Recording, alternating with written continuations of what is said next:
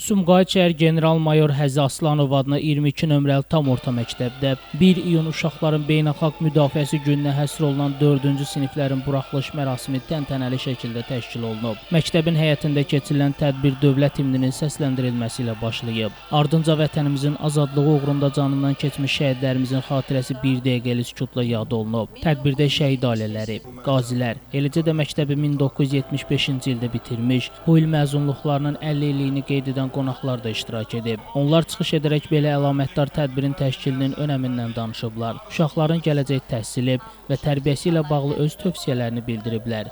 Qeyd olunub ki, bu kimi tədbirlər həm uşaqların vətənpərvərlik ruhunda böyüməsində, həm də məktəblə bağlarının daha da möhkəmlənməsində xüsusi rol oynayır. Tədbirin bədii hissəsində şagirdlərin ifasında təqdim olunan ədəb-bədii kompozisiya isə hər kəsdə dərin təsir və xoş ovqat yaradıb. Balacaların sərbəst və inamlı şəkildə səhnədə çıxış etməsi, vətəni, ananı, müəllimi və uşaqlığı tərənnüm edən şeirləri, səhnədikləri və musiqili nömrələri, valideynlər və qonaqlar tərəfindən alqışlarla qarşılanıb. Bu kompozisiya şagirdlərin il ərzində qazandıqları bilik və bacarıqları, estetik və mənəvi tərbiyə sahəsində əldə etdikləri uğurları nümayiş etdirib. Bugün 22 nömrəli məktəb təkcə Sumqayıtda deyil, bütövlükdə ölkənin təhsil məkanında nümunəvi bir təhsil ocağı kimi tanınır.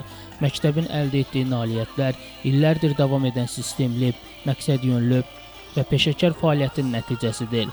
Respublika və şəhər səviyyəli olimpiada və müsabiqələrdə, eləcə də müxtəlif fən yarışlarında məktəbin şagirdləri mütəmadi olaraq yüksək nəticələr göstərir. Bu uğurların təməlində şübhəsiz ki, məktəbin direktoru Tahirə Səfərovanın peşəkarlığı, uzaqgörənliyi və fədakar fəaliyyəti dayanır. O yalnız rəhbər deyil, həm də qayğıkeş pedaqoq, təşəbbüskar təşkilatçı, əsl təhsil fədaisidir.